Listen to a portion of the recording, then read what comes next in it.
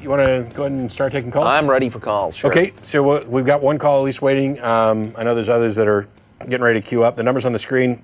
As a reminder, if you don't get through today or you don't want to, you can email tv@atheist-community.org and we'll do what we can to get you an answer. But we've got, is it Stephan?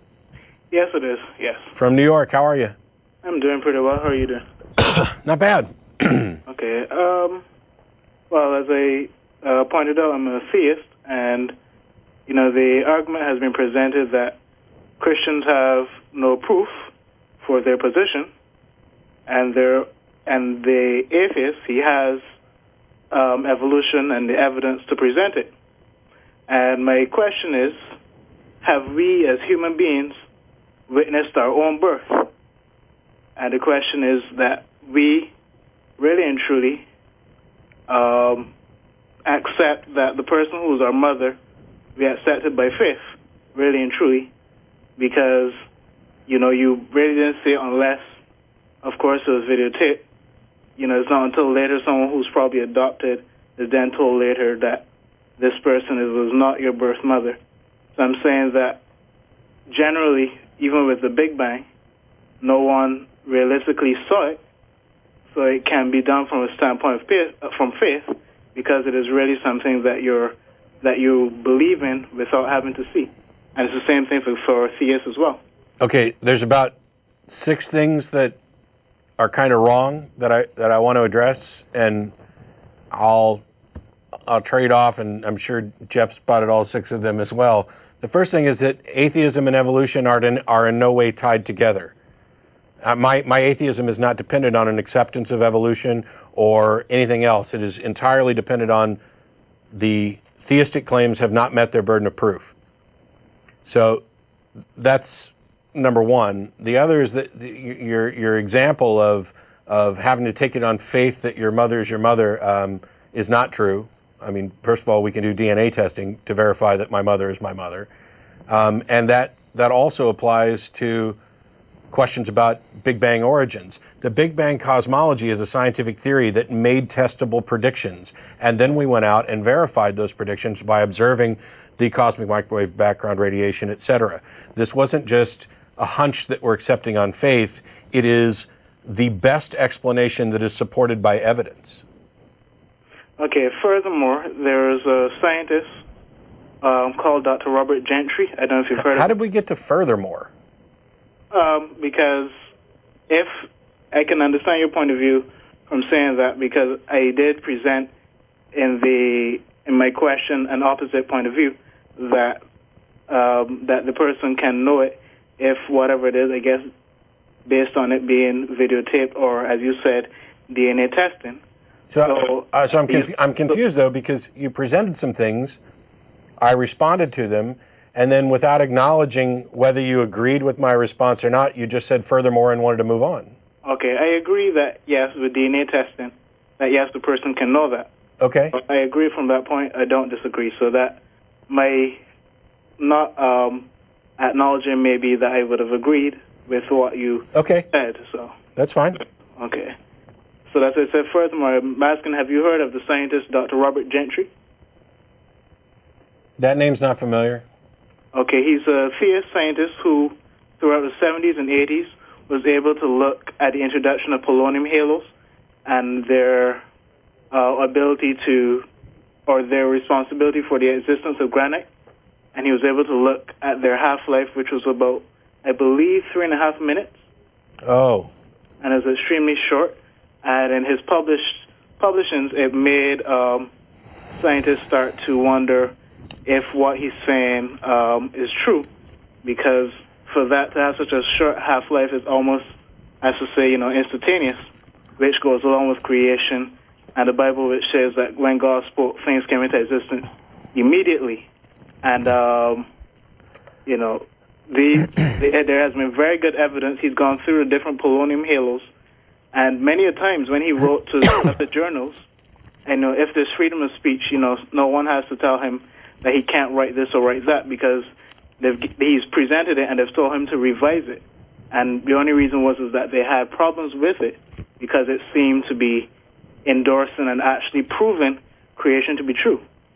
So I'm saying that, once again, May I? Yes. if there's freedom of speech, freedom of the press, he should have been allowed to publish that without them having to tell him to revise it and put something different. Hey, Stephan? Yeah. When did he come up with this? You said in the 70s? Around the late 70s to the early 80s. Okay, so... He wrote a book called Creation's Tiny Mystery. Okay, so that's 30... What am I? I'm having trouble doing the math in my head. 40 years ago? Probably around 30 okay, 30 years ago. Yeah. And how much traction is that getting in the scientific community? Right. It's been published for quite a number of years. Yeah. And there has been a push by creationists to be able to, based on this evidence and other evidence from... No, but but hold on. The point of... what I'm asking is, tell me about all the other scientists who are reviewing his work and finding out that he is correct and that the scientific community is coming over to his way of thinking. Is that the case? Because there have been some based on the judges who have reviewed his work, and there have been some who've actually said that he has some credibility. But some is not how it works in science, right? There's a lot of scientists out there, and a guy comes up with a claim. Anybody can say anything.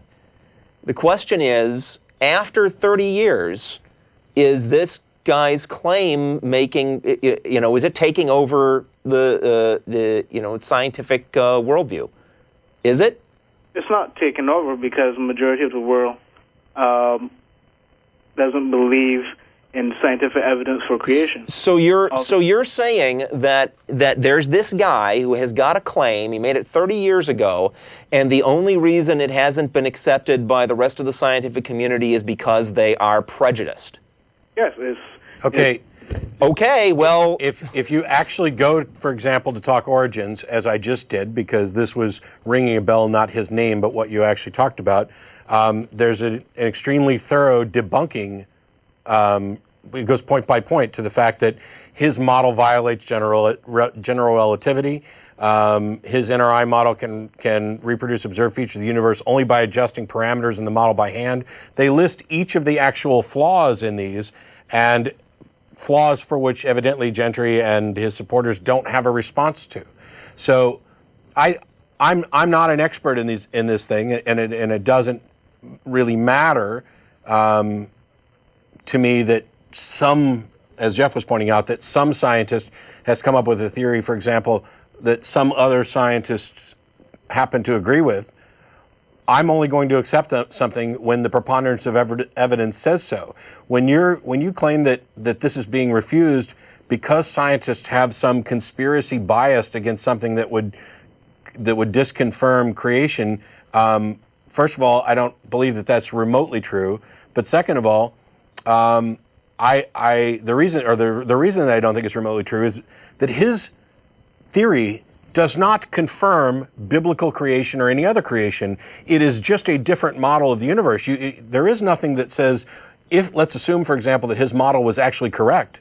You cannot draw a line from his model being correct to therefore what the Bible has to say about creation is necessarily correct, and therefore there is a God. Finding something that is consistent with a biblical creation account does not prove that that's what actually happened. And in this case, his model is wrong. Yeah. Now, and one more thing, Stephan. I mean, you can say that the only reason that the scientific community has not accepted this guy's views is because they're all part of a conspiracy to not accept it. But you know what else you can say? You can say that the only reason that this guy and his supporters proposed their views in the first place is because they're part of a conspiracy to get their views accepted. Either side can play that game. Let's not play that game. Let's look at the evidence, and that's what scientists do. That's their job, is to look at the evidence and see if it supports a theory or not. Right. Anthropology is a science as well,